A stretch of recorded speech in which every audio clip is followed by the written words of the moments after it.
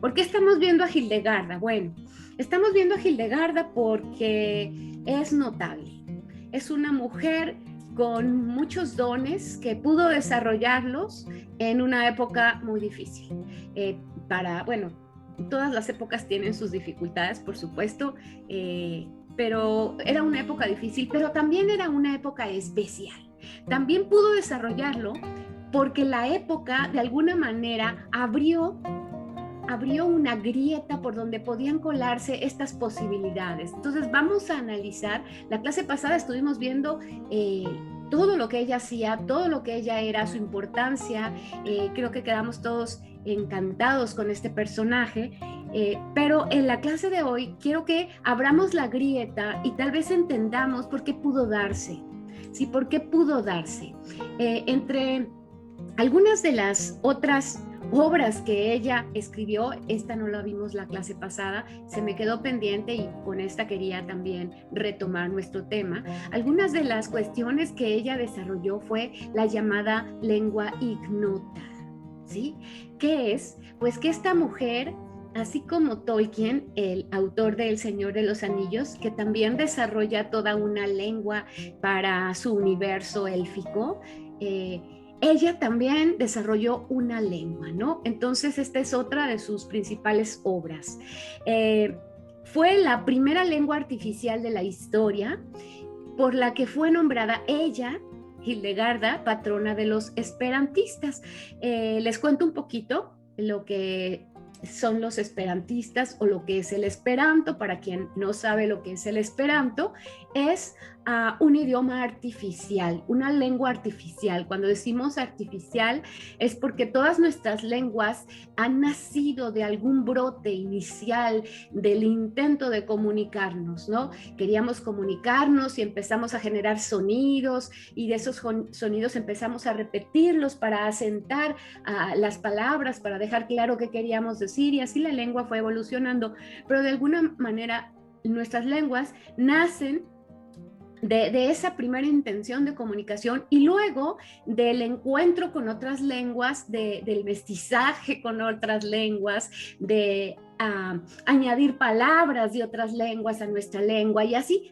Pero el esperanto, y estamos hablando del esperanto porque ella es patrona, Hildegarda, de los esperantistas. El esperanto es la primera lengua artificial, que quiere decir que se generó una lengua, pueden ir a investigar de esto, es muy interesante, se generó una lengua artificial con características de facilidad para su aprendizaje y de integración de las lenguas más importantes en sus formas gramaticales, en su pronunciación. Entonces, digamos, no ha tenido mucho éxito, pero hay una comunidad de hablantes de Esperanto.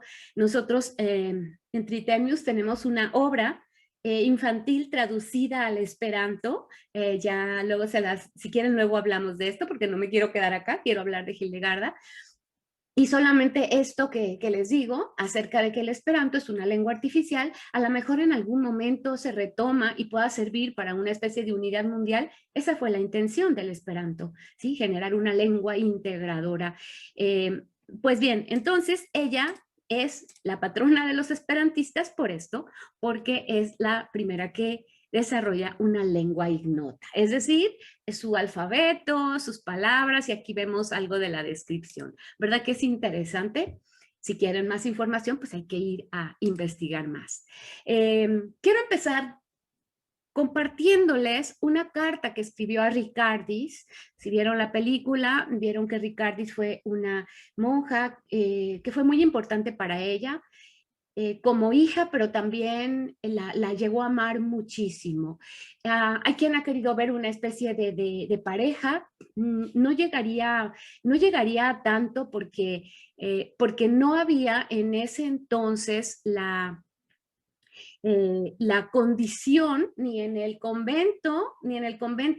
la sociedad la condición para generar lo que para nosotros hoy sería una pareja del mismo sexo. No lo había, pero había un amor apasionado por Ricardis. Entonces, sí les quiero platicar de este amor apasionado por Ricardis y leerles una carta que está por aquí en este libro, una carta a Ricardis, y platicarles, bueno, si vieron la película, sabrán que Ricardis llega, la enseña. Ricardis es una monja también muy inteligente, mucho más joven que Hildegarda, también de una familia noble que de hecho apoyaba al convento donde estaban con recursos. Por lo tanto, cuando el hermano de Ricardis decide llevársela a otro convento para que ahora ella sea abadesa, probablemente por eso la llevaron con Hildegarda, para que aprendiera todo de Hildegarda y luego llevársela como abadesa a otro convento. Cuando se la llevan, sucede que en un primer momento Ricardis siente,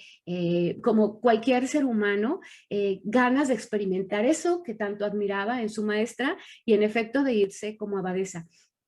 Pero nos cuentan que posteriormente, en la película no entran mucho a ello, pero posteriormente, ya estando como abadesa Ricardis, extraña mucho al convento, a Hildegarda, y quiere regresar, y de hecho muere antes de poder regresar, y bueno, es un golpe muy grande para Hildegarda. Esta carta que les voy a leer, lo que quiero es que la conozcan desde el interior y sus emociones y sus pasiones, porque la hemos estado viendo a través de todo lo que ella hacía, ¿sale? De sus obras, de todo lo que ella era, cómo era vista. Pero con esta carta nos vamos a meter a su corazón, nos vamos a meter de lleno al corazón de Hildegarda y vamos a ver cómo sintió cuando le arrancan de su convento, se llevan a Ricardis, y que de alguna manera, pues Ricardis también se va por propia voluntad, ¿no? No es que fuese tampoco de que la obligaran a irse. Bien, va la carta. Es una carta cortita. No sé si quieren que nos veamos o les dejo la imagen de la... No es que sea esta la carta, ¿eh? No es que sea esta la carta, pero busqué una carta de la época y más o menos. No es esta la carta. Bien, hija, escúchame. Mi pena llega hasta el cielo. Mi angustia está destruyendo la gran confianza y el consuelo que alguna vez tuve en la humanidad. En adelante diré, es mejor confiar en el Señor que en príncipes. El asunto de esta carta es el siguiente. Las alturas deben verse con claridad sin los obstáculos del amor terrenal que dura poco. Me voy a detener. No sé si alcanzan a percibir, todavía hay más, pero me quiero ir poco a poco porque es una carta que tiene mucho. Este primer tono está dolida, y este primer tono me decepciona la humanidad, pero lo que le está diciendo es, me decepcionas tú que te fuiste. En realidad le está diciendo, me decepcionas tú, o sea, no debe uno de poner todo el afecto en lo humano, porque lo humano decepciona, más o menos de eso va. No se puede depender de nadie que proceda de buena cuna. Inevitablemente, como las flores, también se marchita. Cometí esta misma transgresión por amor a un cierto noble individuo. Vaya, que nos revela entonces en esta carta a Ricardis que ya había Hildegarda experimentado esta pasión, este amor, ya lo había experimentado antes y también se había sentido de alguna manera decepcionada, ¿verdad? Imaginamos que era una mujer de grandes pasiones. Para todo lo que hizo, no podríamos tampoco pensarla como alguien apagado en ese fuego del corazón, ¿no? Sino como alguien que cuando se entregaba con todo. Voy a terminar de leerla y luego les voy a dar voz, ¿sale? Una vez más digo, no, perdón. Hoy te lo digo a ti, cuando he pecado de esta manera. Dios me ha revelado la falta por medio de alguna dificultad o pena, justo como lo ha hecho ahora que te alejaste de la comunidad de Ruppertsberg. Una vez más digo, ay de mí, madre, ay de mí, hija, ¿por qué me has abandonado como a un huérfano? Yo que tanto he amado la nobleza de tu carácter, tu sabiduría, tu castidad, tu espíritu y cada faceta de tu vida. Mucha gente me ha preguntado, ¿por qué lo haces? es decir, por qué se había volcado tanto sobre Ricardis. Que todos los que tengan un sufrimiento como este se lamenten conmigo. Ellos también han tenido en el amor de Dios un gran afecto en su corazón y mente por alguien, como yo lo tuve por ti. Y está hablando un poco en pasado. Hay algo así como quiero arrancarme este amor. Y fuiste arrebatada. Que el ángel de Dios esté contigo, que el Hijo de Dios te proteja y que tu madre te cuide. Ten presente a tu pobre y desolada madre para que tu felicidad no se disuelva. Bueno, pues ahora sí me gustaría comentar. Déjenme, les había desactivado la posibilidad de que entraran sus micros para evitar algún ingreso de, pero a ver ahora, mute all, ahora está, ya pueden activar sus micros si lo desean. ¿Alguien desea comentar, hacerse más importante, comentar nuestra impresión acerca de la carta? Estamos escuchando directamente su voz y su voz no es la voz de la escritora, es decir, de la que está contándonos acerca de las visiones o acerca de la teología o acerca de su vida. Está directamente escribiéndole a alguien que ama y se fue.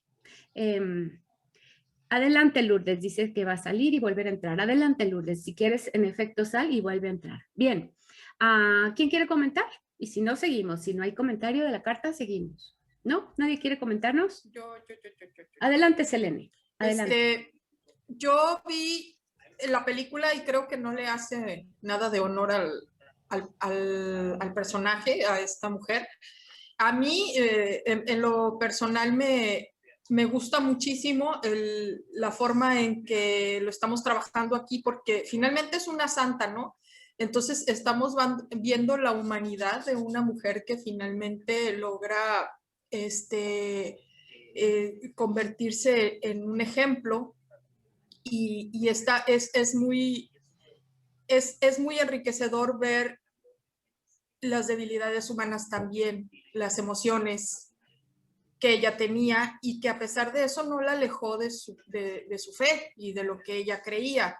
Simplemente, y eso es lo que hacemos todos los seres humanos, ¿no? Caminar por una humanidad y tratar de encontrar todo lo bueno en eso, en lo que nos va pasando y vivirlo como una experiencia y no alejarnos de nuestras creencias. A mí se me hace muy interesante cómo estamos manejando a esta mujer, que también, independientemente de que sea santa, que para mí es muy importante, como mujer, pues está súper adelantada a su época también. Es impresionante que pueda opinar, que pueda defender, que pueda crear inclusive instituciones en una época en la que estaba totalmente castrada la mujer y no sé, me gustó mucho. Voy a retomar tu comentario. En efecto, creo que la película, ni ninguna película le hace justicia a la vida. Creo que no alcanzan a abarcar todo lo que fue Hildegarda, por eso inclusive nuestro taller no alcanzará tampoco a abarcarla, pero lo intentaremos y me agrada que hayas comentado esto, Selene. También quiero retomar tu comentario acerca de que es una santa. Para algunos, que sea una santa será un plus. Para otros, esto va a ser fuerte, pero para otros no, porque en este momento en la historia de la humanidad hay una cierta crítica hacia las instituciones religiosas. Entonces, para otros, el hecho de que sea una santa, incluso le podrán estar señalando como que la iglesia usó todo el potencial de esta mujer y en 2012 todo este potencial de Hildegarda lo quieren atraer dándole este carácter, ¿no? De santidad. Yo, esto es ya cosa mía, yo personalmente creo que existen millones de santos laicos, es decir, muchísima gente que tiene una santidad independientemente de la religión que profese, independientemente de que inclusive la veamos en rezos o en rituales. Yo creo en los santos laicos y que no se necesita que tampoco ninguna institución nos defina con ese nombre, ¿verdad? Pero me agrada porque me diste oportunidad de expresar esto y ciertamente hay algunos para los que esta santidad será un plus, pero por extraño que me parezca, habrá otros para los que no. No sé si me explico, ¿sí? Sí, ¿Verdad? ¿Alguien sí. quiere comentar? A ver, Luisa, adelante. Te oí comentar. Ah, Sí, así es pensé que que casi adelante. no me habías oído. Como no me veo,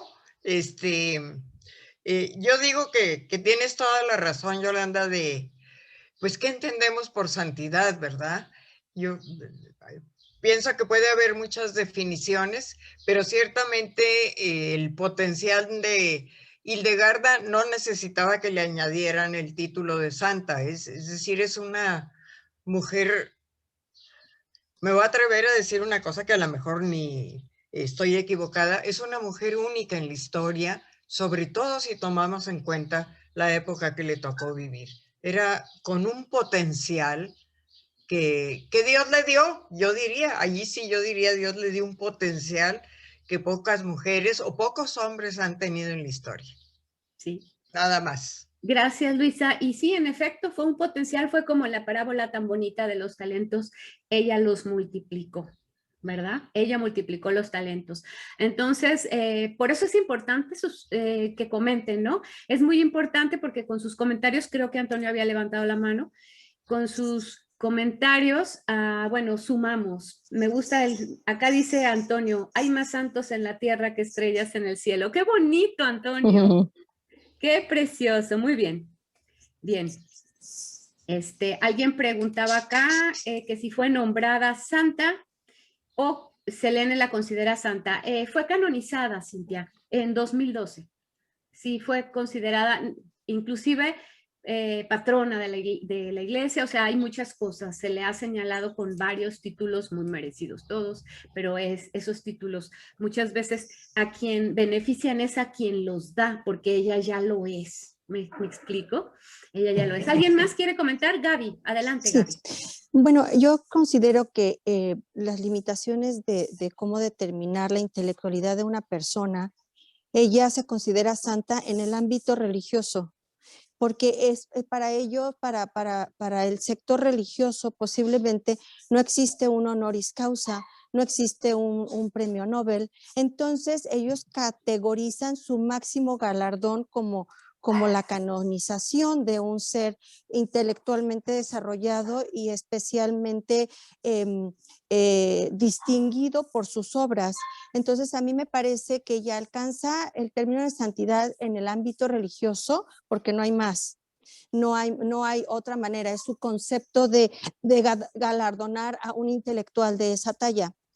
Si existiera entre los laicos o entre los no creyentes como yo de la religión, entonces para mí ella pudiese haber alcanzado un galardón un poquito muchísimo más de época, ¿no? Pero no existía todavía el premio Nobel o no existía el galardón máximo, el honoris causa, por esa intelectualidad. Entonces, para mí es nada más como una presea del ámbito religioso, de la secta religiosa a la que ella pertenecía, en este caso el catolicismo, pero no me define a mí ella como una santa por sus obras. Para mí es una intelectual con un IQ, un coeficiente intelectual impresionante, porque ella se va descubriendo sin ser culta, sin ser preparada. Entonces, mi opinión es nada más que es un concepto adecuado a su estilo de vida, nada más. Es lo que quería comentar yo. Claro. Gracias. Muchísimas gracias, Gaby. Qué bonito que se haya abierto este canal de conversación. Gracias a Selene que lo abrió, gracias a Luisa que lo sigue y a Gaby que cierra con esta imagen tan clara. Nadie, no la hubiera podido yo decir mejor exactamente. Este es el galardón que le da el espacio en el que ella se mueve y al que ella atiende. Muy bien. Pues no sé si alguien tiene más comentarios, sino para dar seguimiento. ¿No? Antonio, ¿querías comentar algo o ya es lo que pusiste acá? ¿No? Bueno, me gusta mucho esto de hay más santos en la tierra que estrellas en el cielo. Bueno, pues vamos a seguir. Entonces, esta carta, pues a mí me gusta porque me habla mucho de ella y de lo que siente y de una mujer apasionada, que ya la habíamos visto apasionada cuando se pone a encubrir el entierro de aquel joven al que querían sacar lo habían enterrado en el convento y lo querían sacar porque había muerto excomulgado, entonces ella lo oculta dónde estaba aquel joven para que no lo puedan sacar, para que no puedan llevarlo como a un lugar donde puedan, digamos, ofender ya su cuerpo. Entonces, ya desde ahí yo la había visto muy apasionada. Vamos a ver, yo les dije al inicio de esta sesión que vamos a ver la grieta que permitió que se diera, porque estamos asombradas y la verdad es que es una mujer con tanto que era obvio que se iba a notar, pero vamos a permitir por qué sí se pudo notar de esta manera, por qué se conservó la memoria de Hildegarda, por qué ha llegado hasta nosotros con tantas posibilidades de conocerla. Bien, vamos a ver en qué fue similar la época de Hildegarda a la nuestra, ¿de acuerdo? ¿Sí? Porque esto a lo mejor les va a sorprender, cómo que la época de Hildegarda es similar a la nuestra. Vamos a ver, fíjense bien. Las épocas no avanzan por una línea, avanzan por una especie de espiral. Y en una espiral, si se fijan, hay un momento en que uno de los círculos de la espiral vuelve a coincidir con el siguiente círculo de la espiral. Entonces, en realidad, la historia humana puede encontrar semejanzas en épocas pasadas.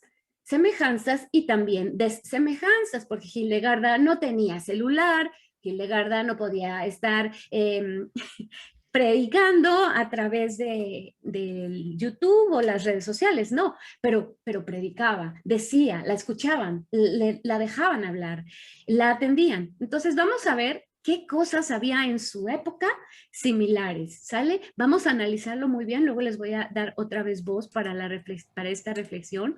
Y lo primero es que había entonces, en la época de Hildegarda, el siglo XII, un reencuentro con la antigüedad. Y cuando hablamos de la antigüedad son los clásicos, ¿sí? Y los clásicos implicaba que se estaba empezando a respetar información que de alguna manera tenía relación con algo que estaba fuera de la iglesia, es decir, con los paganos, imagínense nada más, ¿no? Si se estaba yendo al reencuentro de los clásicos, se estaba yendo al reencuentro de Zeus o de algunas otras figuras protagónicas de esa antigüedad, que para Hildegarda era la antigüedad, porque Hildegarda está en el siglo XII, ¿sí? Y los griegos en su explosión de obras están 500 años antes de Cristo más o menos, entonces por supuesto que era antigüedad.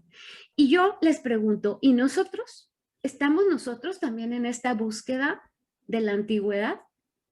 Hildegarda es de hace 800 años, de alguna manera podríamos percibirla como antigüedad.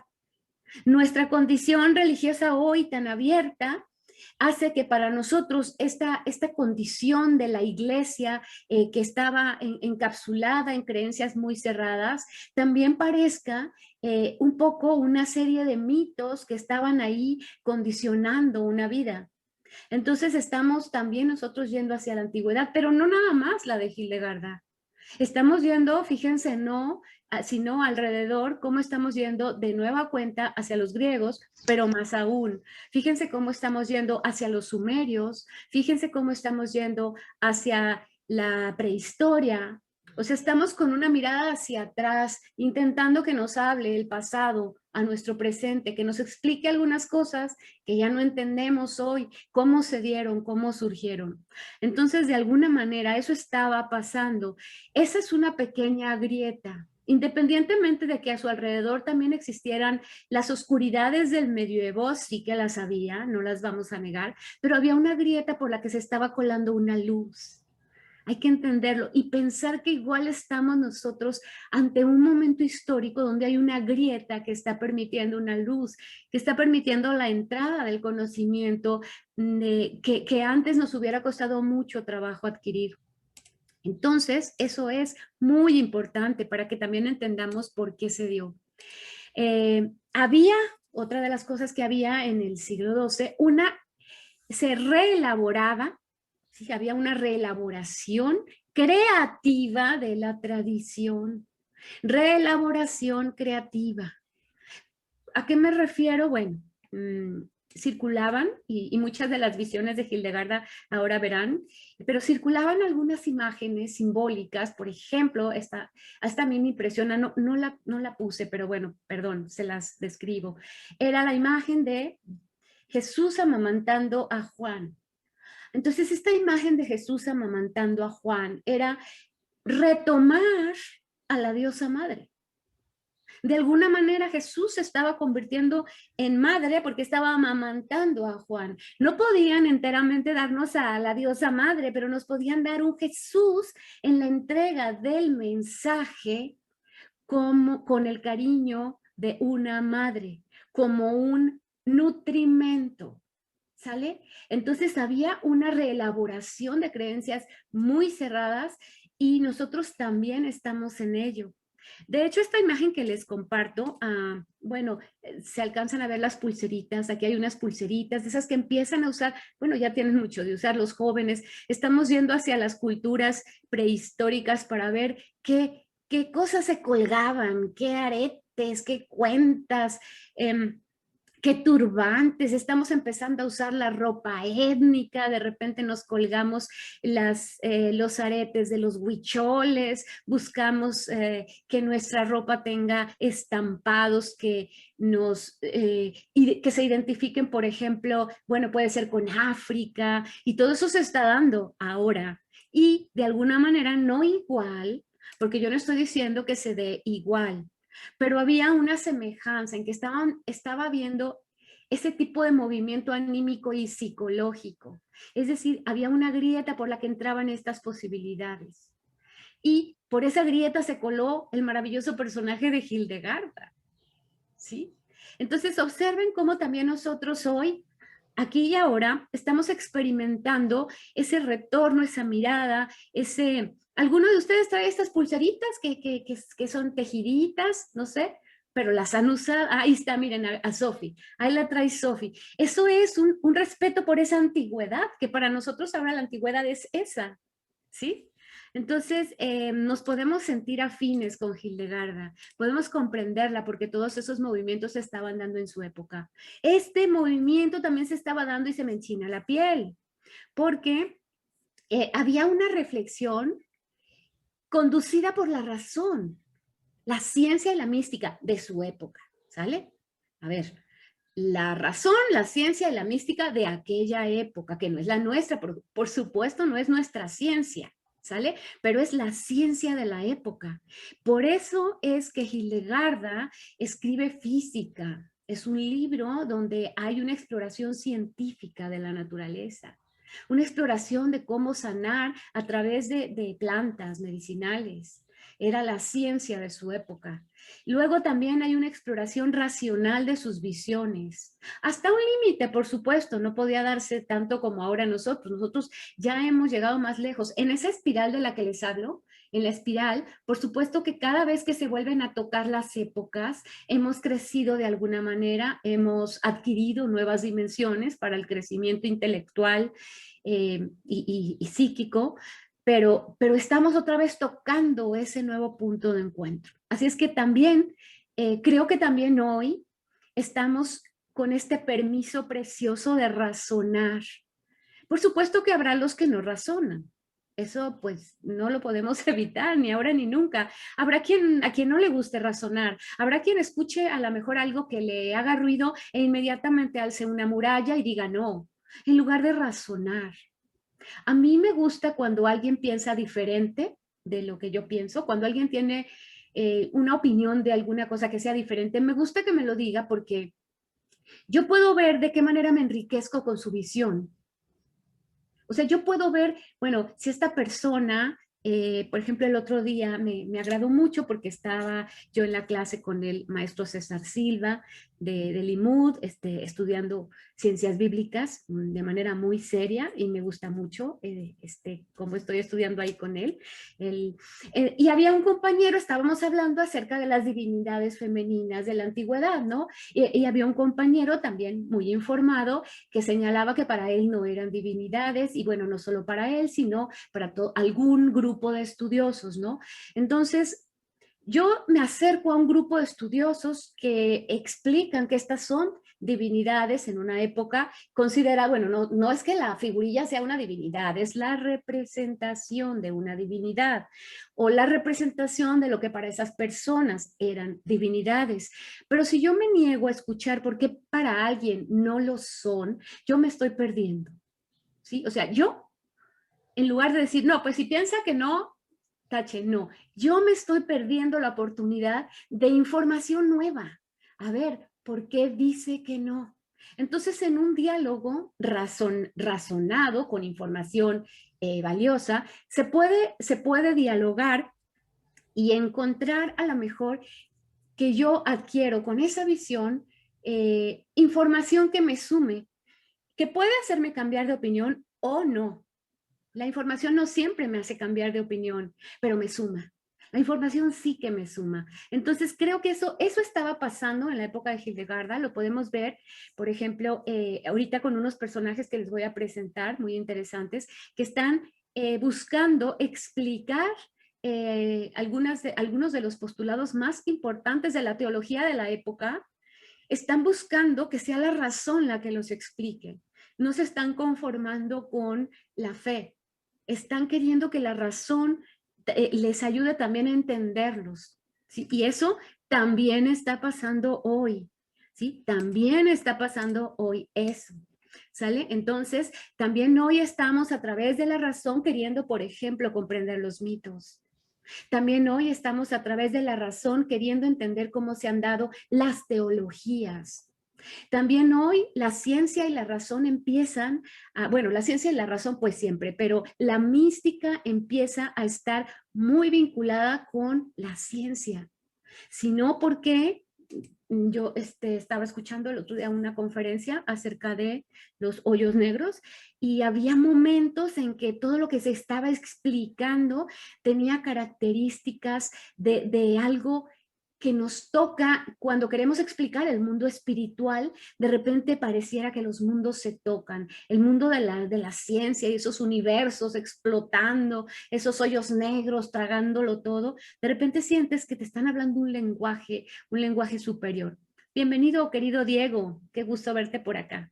Entonces, también eso se estaba dando en la época de Hildegarda, ¿de acuerdo? Estaban estas cosas en conjunción, ¿sí? Vamos a ver qué otras cosas estamos comparando. En esa época, en la época de Hildegarda, siglo II, el cristianismo, aunque amaba la fe, podía y tenía libertad, que no la ha tenido siempre y luego no la tuvo después tampoco. Fue una época especial donde sucedieron muchas cosas y hubo personajes muy interesantes, pero tenía libertad para preguntarse por medio de la razón. Está entrecomillado, tanto como le fuera posible, porque tampoco estoy diciendo que hubiera una libertad absoluta, pero se comenzaba a dar como si el espíritu humano a través de la historia, en ese recorrido espiral, necesitara regresar a espacios que ya se vivieron antes, que la humanidad vivió antes, con nuevos elementos para la construcción del sentido, ¿sí? Finalmente lo que deseamos es la construcción del sentido, y para esto quiero leerles a un personaje también impresionante del que algunas veces hemos hablado. Se llama Leonardo Boff. En una ocasión hablamos de Leonardo Boff, un teólogo que, bueno, fue excomulgado y uno de los que inician el movimiento de la teología de la liberación. Fíjense cómo de alguna manera tampoco es que se pueda decir todo. Tampoco en la época de Hildegarda se podía decir todo. Ya lo vimos la clase pasada, que para poder decir ella tenía que humillarse. Para poder como mujer decir lo que tenía que decir soy polvo, soy excremento y soy mujer, pero he visto esto. Entonces primero mandaba así como, pues soy esto, pero he visto esto, y ya mandaba su visión. Entonces como primero se humillaba, le permitían hablar, ¿no? Vamos a leer esto que me gusta mucho, se los voy a compartir, y dice Leonardo Boff. Para que se den una idea, si no conocen a Leonardo Boff, con esta frase que les voy a compartir de él, podrán conocerlo a profundidad. Decía Leonardo Boff que Dios es el agua y las religiones son tuberías. ¿Sale? Entonces, es muy bonito porque él está diciendo pues que es una fuerza. Para algunos será Dios, para otros será lo divino, para otros será, no sé, cada quien, una fuerza que nos vuelve trascendentes. Entonces él decía que esa fuerza es el agua, pero algunas, las religiones son tuberías y desgraciadamente la gente se pelea por las tuberías. Y eso es lo que ha llevado a muchas guerras, que la gente se pelea por las tuberías. La gente dice mi tubería, mi tubería, mi tubería, mi tubería. Y si tu tubería, la verdad, está oxidada y el agua, la verdad, sale llena de cosas que tiene tu tubería porque no has limpiado tu tubería, o si tu tubería inclusive ni siquiera está conectada al agua, ¿sí? Entonces, esto es para que conozcan a Leonardo Boff. Ahorita seguimos con Hildegarda.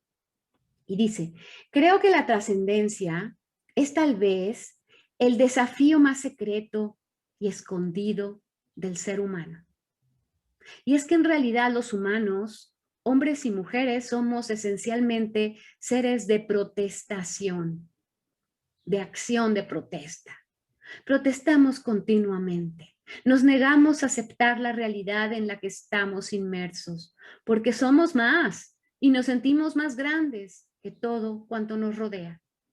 Rompemos todos los esquemas, pues no encajamos ni en el sistema militar más duro, ni en el nazismo más feroz, ni la represión eclesiástica más dogmática pueden contener al ser humano, que siempre los desborda. ¿Se fijan qué acorde con esto que estamos viendo con Hildegarda? Y no hay sistema social, por muy cerrado que sea, que no tenga brechas por donde el ser humano pueda entrar y hacer explotar esa realidad. Por muy aprisionado que esté en el fondo de la Tierra o dentro de una nave espacial en el exterior, incluso ahí el ser humano lo trasciende todo, porque con su pensamiento habita las estrellas y rompe todos los espacios.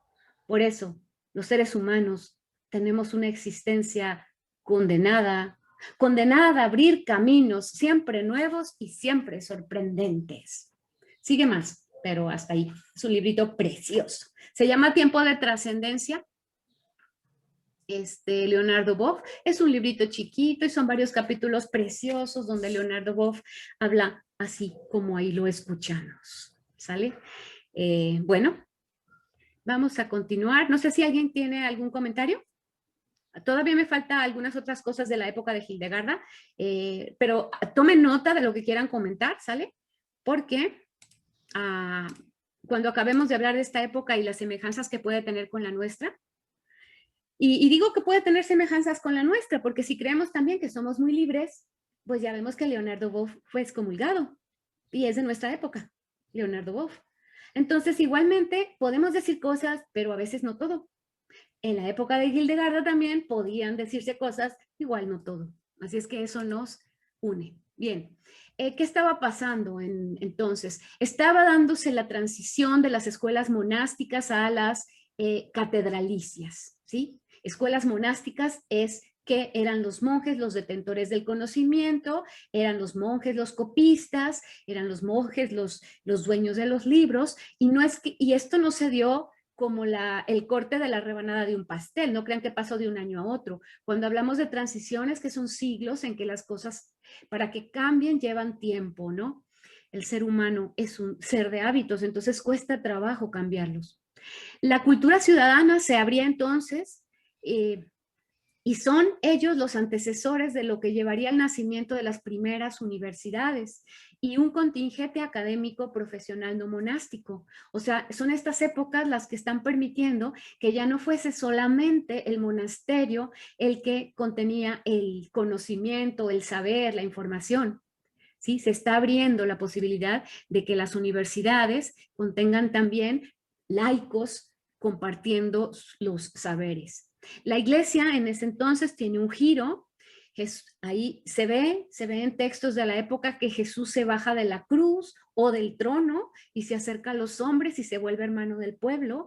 Hay una crítica severa lo vimos la clase pasada cómo Hildegarda se anima a criticarle al Papa las aves de rapiña que tenía a su alrededor, ¿no? Y muchas de las cartas de Hildegarda, muchas, lo que están diciendo es que ya la iglesia ha perdido su cercanía con los necesitados, con los pobres, con los enfermos. Dice, a ver, vuelvan al redil de lo que se deseaba que fuese la iglesia.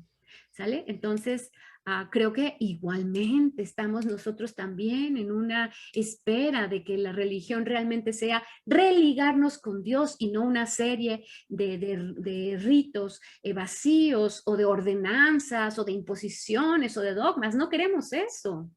Queremos entender, queremos contactar directamente con esto que decía Leonardo Boff, con lo trascendente. Bueno, los laicos ya no querían que fueran únicamente los monjes quienes les presentaran a Dios. Y de alguna manera me pregunto, entonces, ¿vivimos lo mismo?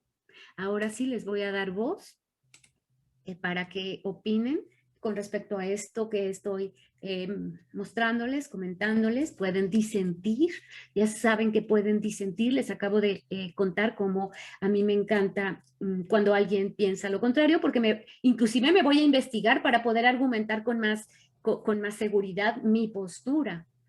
¿Sale? Y otra cosa, nuestras posturas, ¿saben de dónde vienen nuestras posturas? Nuestras posturas son parte de nuestra personalidad, de nuestros amores, nuestras obsesiones y nuestros miedos.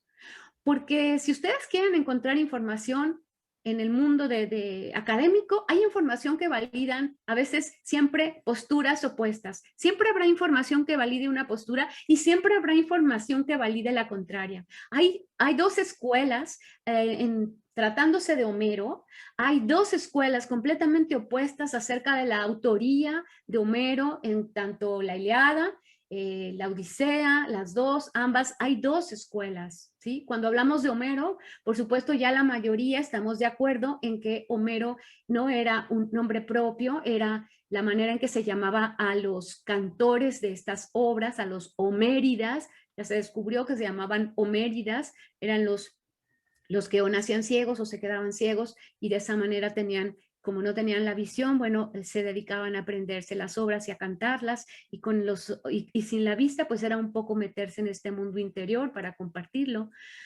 No obstante, hay dos escuelas totalmente opuestas. Hay una que dice que los homéridas, Homero solo escribió la Ilíada, y hay otros que dicen que escribió la Ilíada y la Odisea, ¿sale? Hay una escuela que dice que la Odisea igual escribió una mujer.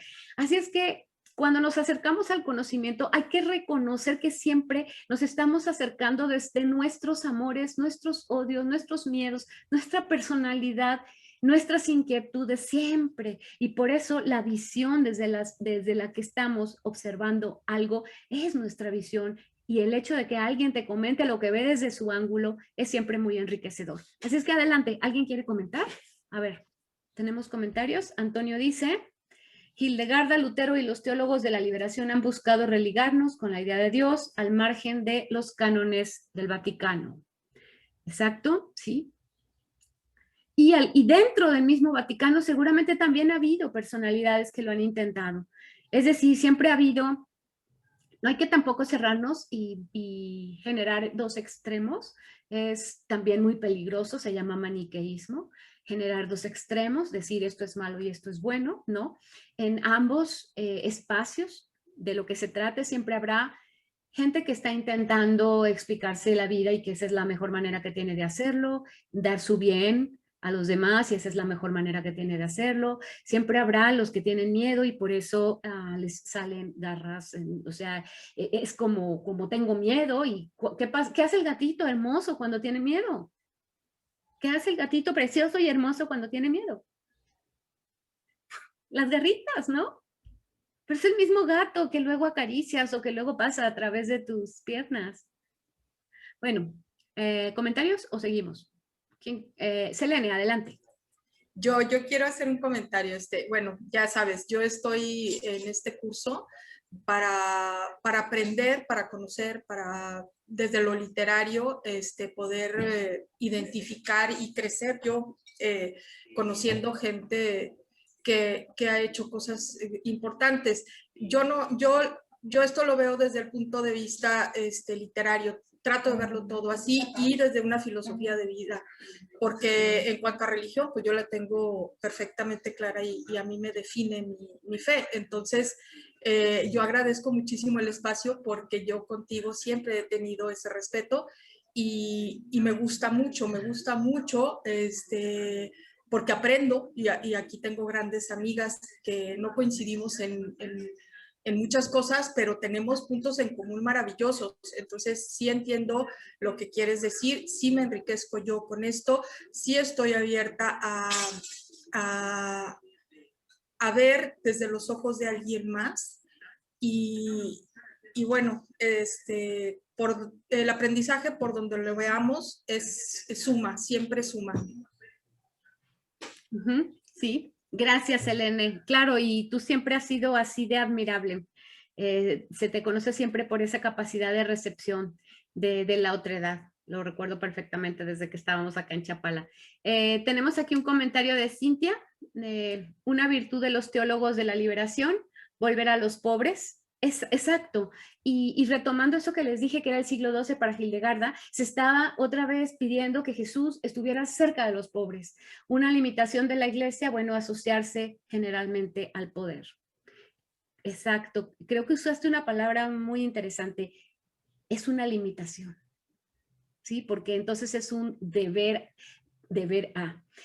Jazz tiene su manita levantada. Adelante, Jazz. Bienvenida a tu opinión. Gracias, por aquí estoy. Nada más que si escuchan mucho ruido aquí en mi casa es porque hay clases en línea y todo un show. Pues yo me estoy quedando con este mensaje. Bueno, primero me gustaría comentar por qué entré al taller. Fue porque realmente me impacta o este retorno a la búsqueda del empoderamiento femenino, ¿no? Creo que lo relaciono en la actualidad con esta parte. A lo mejor antes no lo veían como un empoderamiento femenino,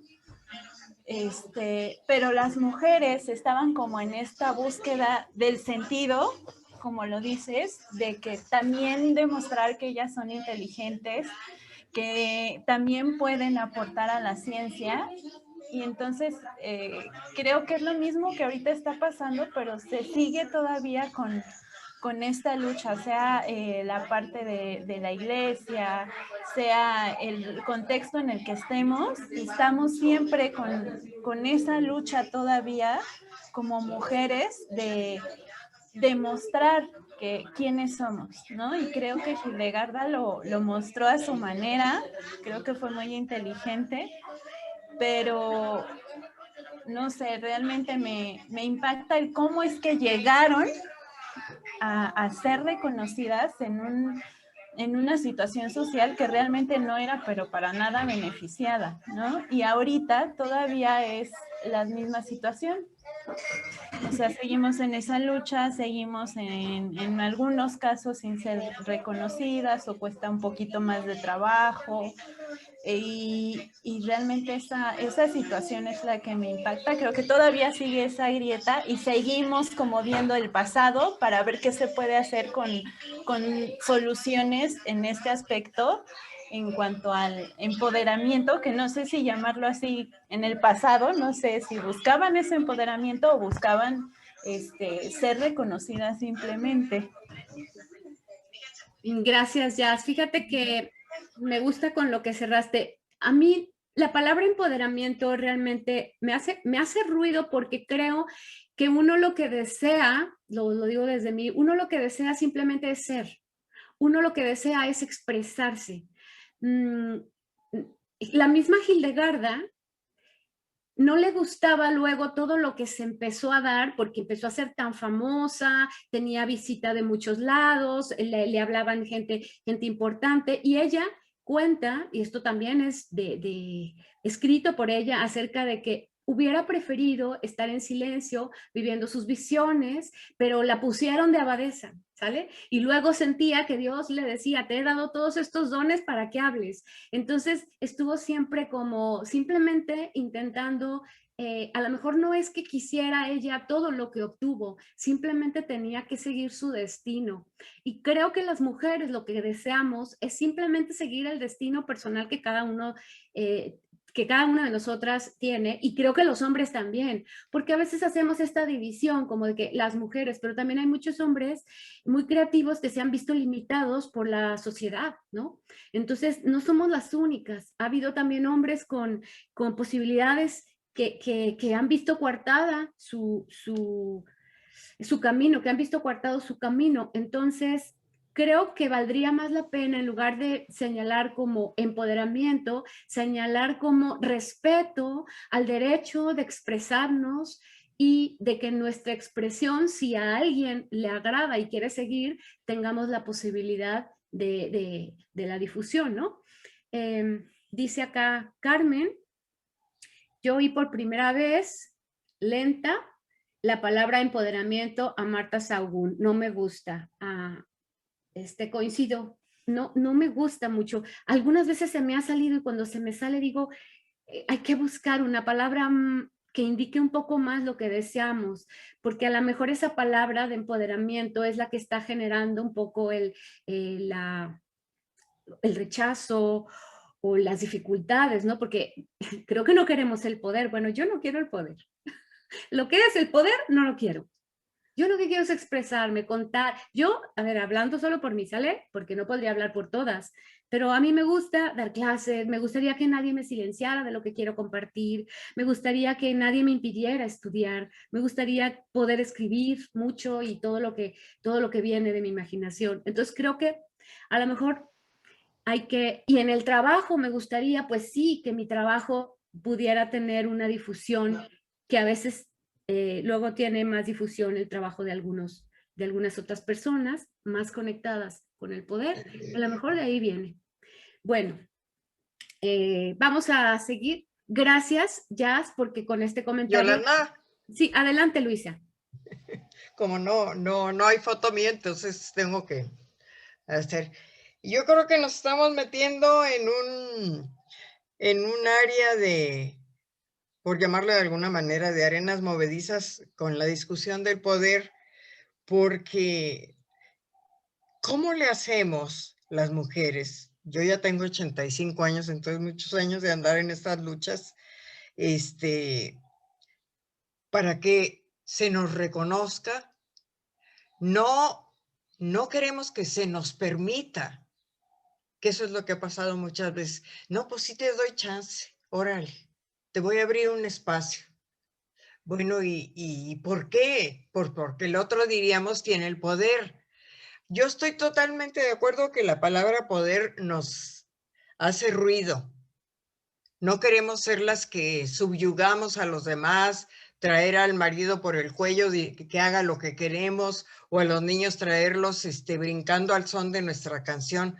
No creo que eso es lo que queremos las mujeres.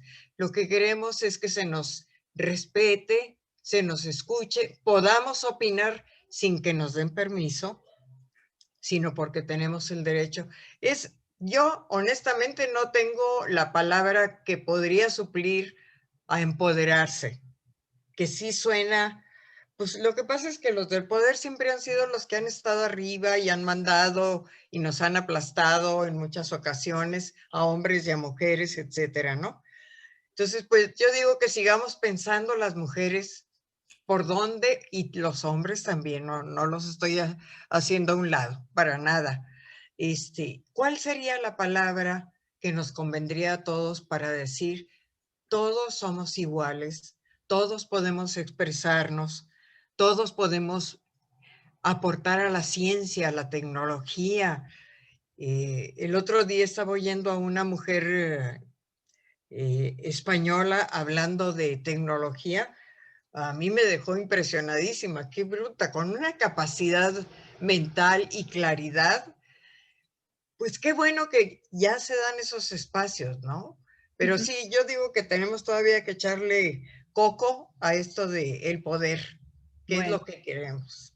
Gracias, Luisa. Pues para que no se nos vaya por aquí, porque traigo otras cosas que les van a interesar muchísimo, vamos a dejar aquí esto y, por supuesto, luego podríamos seguir con el tema que siempre es muy interesante. Luego ya saldrá de nueva cuenta con Cristina de Pisa, por supuesto, así es que le dejamos algo de espacio al tema cuando veamos a Cristina de Pisa. Pero déjenme contarles que la idea del convento, vamos a ser realistas, ¿sale? Con esto de por qué se metían a los conventos, porque estamos hablando de que Hildegarda, desde chiquitita, desde niña, está en un convento y muere en un convento. Entonces, vamos a entender que se puede dar también todo lo que se da, porque está ella dentro de una institución que de alguna manera la protege, ¿no? Es una institución que la protege y no. Les voy a leer un fragmento de uno de los libros que tengo aquí, para que se den una idea de lo que implicaba también y que no crean que se entraba al convento por vocación. Vamos a sacar de nuestra cabecita la idea de que era, yo me meto al convento por la vocación, que ahora ahora más o menos así es como se da. O sea, aquí Luisa, por ejemplo, que acaba de hablar, bueno, ella entró a un convento y era por vocación, o sea, era quiero. Pero vamos a ver lo que sucedía en esta época, en el siglo XII. Y en esto, la verdad es que la época no es la misma. ¿Sale? Hay una gran diferencia. Habrá quien entre también por estas razones. Dice así: cuantos más hijos tuviera una familia noble, tanto más difícil le resultaría garantizarles las condiciones de vida y alimentación propias de su rango. La propiedad no debía fragmentarse a capricho. El problema lo constituían sobre todo las muchachas. Los candidatos a maridos que reunieran los requisitos necesarios eran raros. Las numerosas luchas y guerras habían convertido a muchas en viudas. Nada más haber vestido la cofia nupcial y la dote era cara. La entrada en un monasterio que no fuera muy riguroso suponía, ojo, voy a repetir, la entrada en un monasterio que no fuera muy riguroso suponía para viudas y solteronas una solución más apetecible y aceptable que permanecer sin hacer nada en un aposento helado de un castillo, siendo alimentadas por una parentela hostil. No sé si con esto se dieron cuenta entonces que pues era, a esto llamémoslo una forma de vida. Seamos realistas, ¿sale? No seamos tampoco idealistas con esto. Voy a pasar a algo bien interesante que les va a encantar y seguramente se van a buscar información, estoy casi segura. Tenemos en esa grieta que permitió que se dieran estas cosas, tenemos otras grandes mujeres. Tenemos a Matilda, como ven está en la época, está allí cerca de Hildegarda. Puse esto entrecomillado porque así lo encontré. Y lo que está entre paréntesis es después lo que investigué. ¿Sale? O sea, si se ponen a buscar, viene Matilda, fue una pretendiente al trono inglés y cuando investigas te das cuenta que de hecho fue reina un corto periodo de tiempo. Que tuvo muchas dificultades, por eso un corto periodo de tiempo, se las vio duras, tuvo que exigir que le tocaba ser reina, porque el heredero al trono murió ahí está la imagen donde venía en un barco y entonces murieron, el barco tuvo un grave accidente y murieron y entonces le tocaba. Pero bueno, en la época esta en la que ella le toca reinar, es conocida inclusive como la anarquía, ¿sí? Imagínense esta mujer Matilda. Bueno, pues estuvo también por ahí y sí que fue reina un corto tiempo, ¿sale? Tenemos otra grande, también allí en la época de Hildegarda. Esta fue, bueno, también si nos ponemos a investigar acerca de Leonor de Aquitania, también encontramos otra... quiero usar una palabra para decir grande, otro gigante, ¿no? Otro gigante en la historia. Fue 2 veces reina, fue musa de trovadores, fue poetisa, fue madre y abuela de reyes y reinas. Leonor fue la mujer más importante de su época y está, si pueden checar las fechas, muy cerca de Hildegarda. ¿sí? Fundadora de una estirpe que gobernó Europa durante todo el medievo. Es en verdad la mujer que cambió el destino de Francia e Inglaterra. Vivió 82 años, tuvo un montón de hijos y hasta el fin de sus días estuvo implicada en los asuntos políticos de la época. Leonor era nieta de Guillermo IX de Aquitania, conocido como el primer trovador, de quien heredó su gusto por la poesía, las fiestas, los torneos y el amor galante.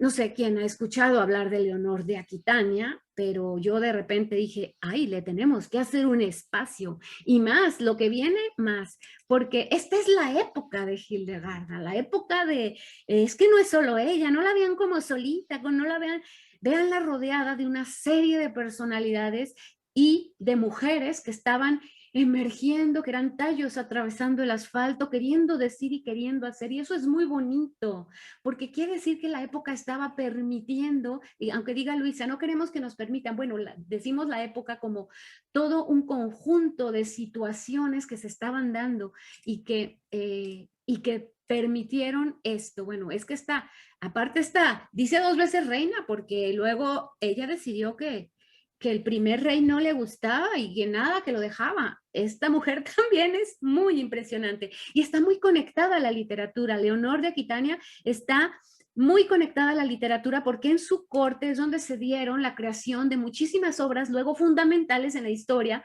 de la literatura medieval. O sea, gracias a ella y su cercanía con los trovadores es que tenemos, bueno, obras muy importantes. No me quiero quedar aquí porque me podría quedar aquí y dejaríamos de lado a Hildegarda, y no, solamente quiero decirles que tenemos estas personalidades. Si ustedes están interesados en Leonor de Aquitania y en la reina Matilda, pueden buscar más acerca de estas 2 reinas en una serie que se llama She-Wolves, o Lobas, está en Netflix y creo que son 2 capítulos, ¿sale? Ahí pueden darse todo el tiempo para que les cuenten, para que una historiadora medievalista les cuente acerca de estas 2 mujeres. La serie no se limita a narrar la vida de los personajes, sino analiza además qué consecuencias tenía para sus actos el haber nacido mujeres.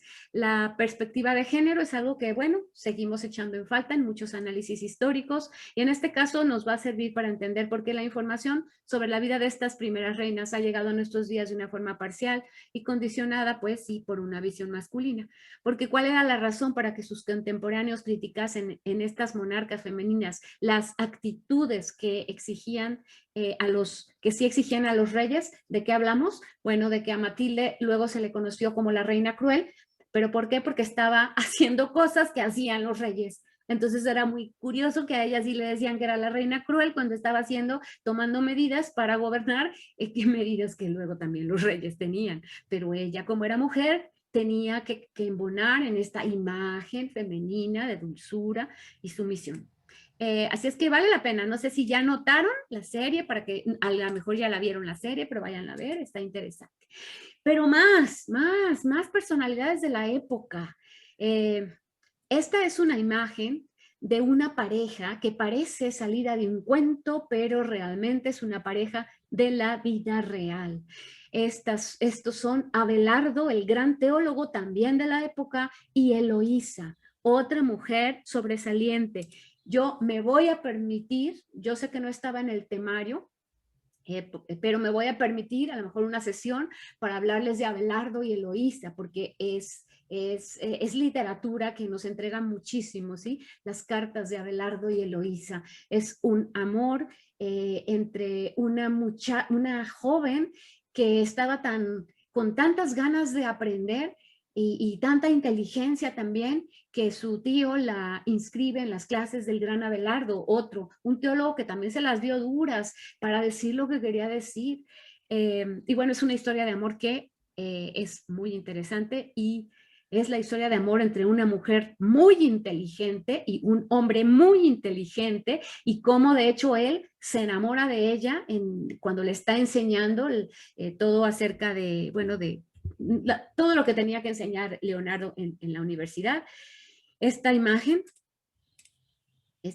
es, bueno, porque en las cartas que tenemos de Abelardo dice que cuando él estaba a ella enseñando, luego estaban más pronto sus manos en sus pechos que sobre el libro. Aquí no pusieron las manos en el pecho, pero eso dice en una de las cartas, que sus manos estaban más pronto en el pecho que en el libro. Habrá mucho que decir de esto, pero no nos quedamos aquí. Aquí está la tumba de Abelardo y Eloísa, es una historia de amor triste. ¿Quién la conoce? A ver, ¿quién conoce? No, no la vamos a contar ahora, se las prometo para otra, pero ¿quién conoce la historia de Abelardo y Eloísa? ¿No la conocen? Ay, no, les va a encantar. O sea, se las tengo que contar porque no saben lo preciosa que es y también lo dolorosa. Y también tiene muchas cosas para nosotros la historia de Abelardo y Eloísa, las cartas de Abelardo y Eloísa. Bien, Abelardo, que era un teólogo muy importante, cuentan de Abelardo, estoy hablando de todas estas personalidades que están rodeando el mundo de Hildegarda, ¿sale? No me he salido de Hildegarda, estoy ubicándola no como una figura aislada, sino como una figura donde, en un universo donde se estaban dando muchas cosas, ¿no? Entonces, Abelardo, por ejemplo, cuentan de Abelardo que si él se paraba en un campo y ahí iban a escuchar sus palabras, ahí lo que había en realidad, aunque no hubiera muros, era una universidad. O sea, Abelardo era otro hombre sobresaliente de la época. Así es que decían, donde se ponga a enseñar a Abelardo, ahí hay una universidad. Y quería decir con todo lo que él enseñaba. Para Abelardo se anima a expresar que no se puede crecer en nada que no se haya entendido primero. Fíjense que está él también como teólogo está preguntándose, a ver, no puedo creer si no lo entiendo. Puse crecer, pero es creer, perdón. No puedo creer si no lo entiendo. Aunque con reticencias, pero esto se daba y quienes lo hicieron destacaron, ¿sale? Eso es importante, quienes escribieron, porque estoy hablando de escritores, ¿no? Por aquello de que este es un taller para escritores. No puede alguien ser escritor si está desconectado de los movimientos vitales, anímicos, psíquicos de su época. O sea, el escritor que quiere estar aislado de lo que está pasando a su alrededor, pues no, mejor que no escriba, mejor que se ponga a contactar con su alrededor, ¿no? Hildegarda estaba en contacto con su alrededor, Abelardo estaba en contacto y escribiendo, ¿no? Eloísa, van a ver también qué mujer. Bueno, pues él tenía esa postura y también fue sobresaliente, aunque algunos como Bernardo de Claraval no lo querían mucho, pero bueno. Según Abelardo, el hombre solo puede hablar de Dios sirviéndose de imágenes y comparaciones. No se puede comprender enteramente el absoluto, que es otra forma de hablarle a Dios para los que no le embonan con la palabra, que se vale. Cuando no embonen con la palabra y yo la pronuncie, por favor piensen en el absoluto, ¿sale? Pero debe intentarse interpretarlo de manera comprensible. Esto lo decía Abelardo. Lo repito, el hombre y la mujer solo pueden hablar de Dios sirviéndose de imágenes y comparaciones. No se puede comprender enteramente el absoluto, ¿no? Eso es imposible. Ya les he puesto el ejemplo de que si una peca de mi mano quiere entender la clase, no va a poder. La peca de mi mano entiende, no sé, su esencia de peca, a lo mejor la piel en donde está y otras cosas que entenderá la peca, pero no puede entender la clase. Y nosotros de alguna manera comprender el absoluto sería como si fuéramos esa pequita intentando comprender la clase. Esas son limitaciones. Podemos comprender hasta ciertos niveles. Leer textos de otra época... Debemos leer textos de otra época no para juzgarlos, sino para comprender la época y la evolución de las mentalidades.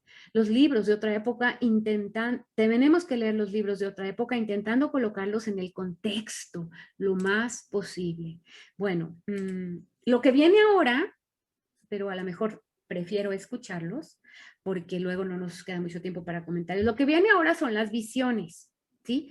Lo que tengo ahora para ustedes son las visiones de Hildegarda y aclararles que todas las visiones que tenemos en los libros, ella no las ilustró, ¿sí? Porque a lo mejor la gente que se topa con las visiones de Hildegarda y como hacía tantas cosas, pues dices, ay, también ilustraba las visiones. Bueno, no es como Jung, que sí ilustra el libro rojo.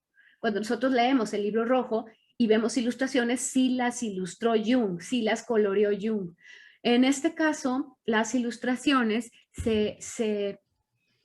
a partir de lo que ella dice que vio, se dibujan, por supuesto, con su anuencia. Por supuesto, ella sí está señalándole a los ilustradores qué quiere que tenga la ilustración. No crean que las ilustraciones son ajenas, no. Está ella ahí señalando lo que quiere que contengan las imágenes.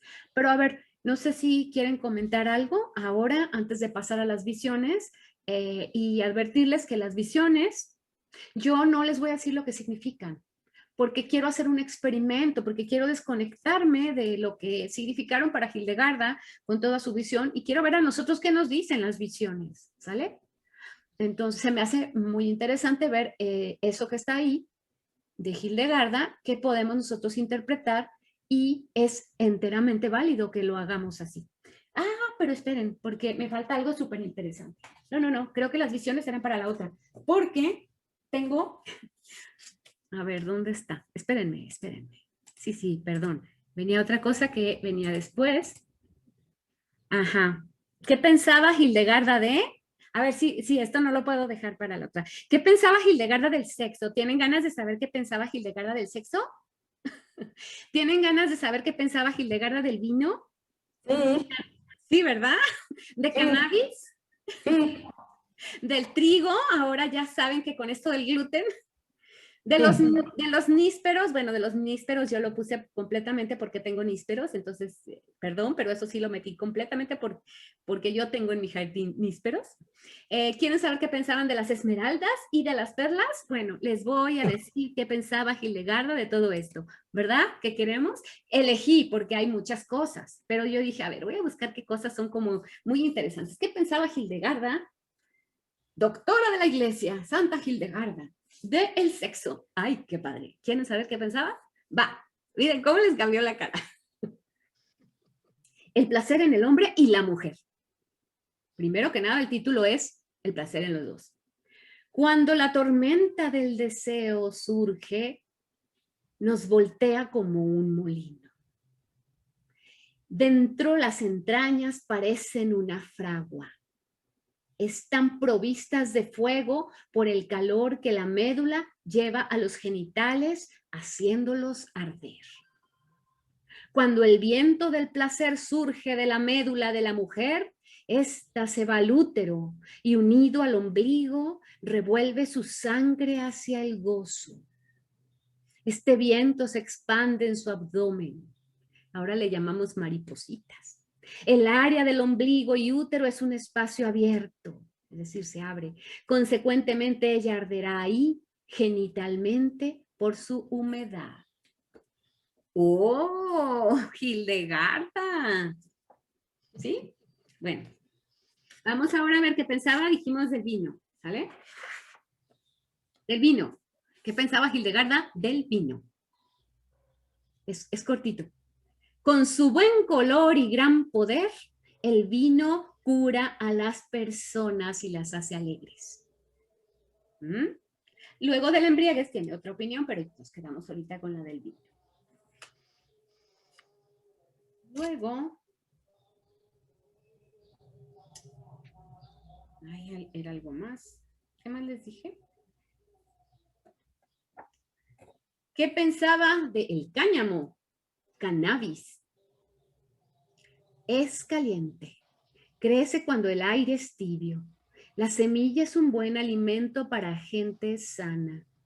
Elimina la mucosa del estómago. Sin embargo, si alguien es débil mental y tiene el cerebro vacío, el cáñamo le afectará.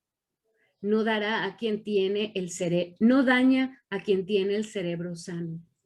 Si una persona está enferma, puede afectarle, pero comerlo no hace daño a quien tiene buena salud. Si alguien tiene el estómago frío, debe cocinarlo en agua, extenderlo sobre una tela y colocar la compresa caliente sobre el vientre. Esto fortalecerá el área. La tela hecha de cáñamo es buena para vendar úlceras y heridas, ya que su calor es templado. Pero sí se refiere a la marihuana.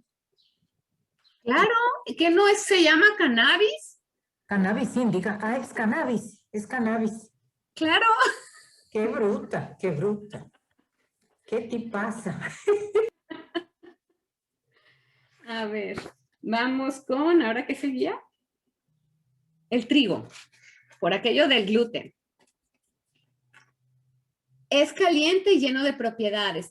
Cuando dice es caliente o es frío es porque ya había separado tanto los alimentos como a las personas en humores, ¿no? Caliente, frío y eso, pero vamos, nada le falta al trigo, ¿eh? Y ahora que nos dicen que el trigo, nada le falta. Si se hace harina para pan, es un buen alimento. Si se le quita la cáscara para producir harina blanca, pierde su fuerza y provoca mucosidad. ¿Qué nos está diciendo? El trigo integral.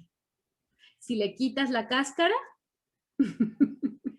¿qué dice Pepe? Que tiene el cerebro vacío. Ahorita quiero que me diga por qué tiene el cerebro vacío.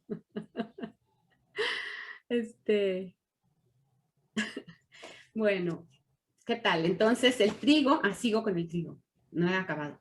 Quien tiene el cerebro vacío y delira, por eso dice Pepe, quien tiene el cerebro vacío y delira debe cocer los granos, colocarlos sobre una tela y amarrarlo en la cabeza. Ándale, Pepe, porque dices que tienes el cerebro vacío, ahí va.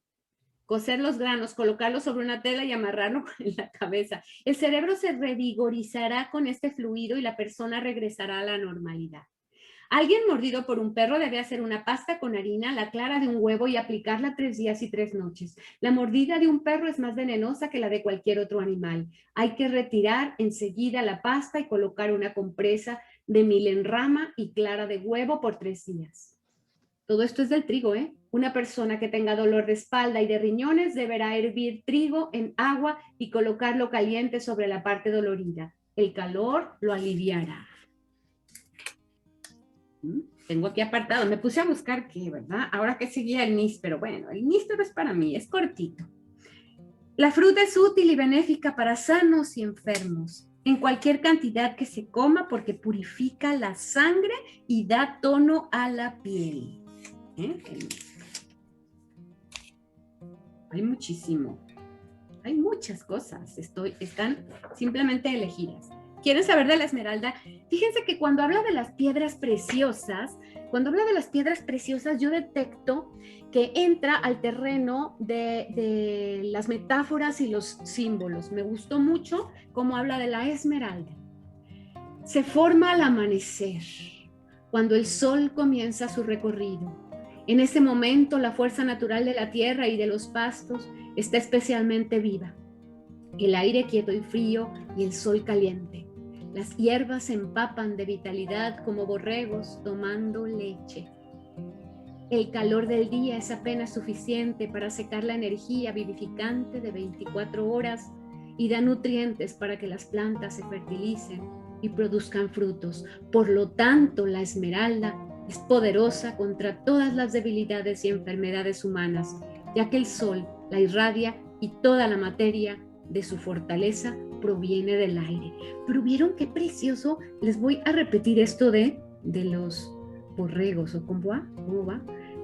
Las hierbas se empapan de vitalidad como borregos tomando leche. Qué cosa tan bella. A ver. Ya casi.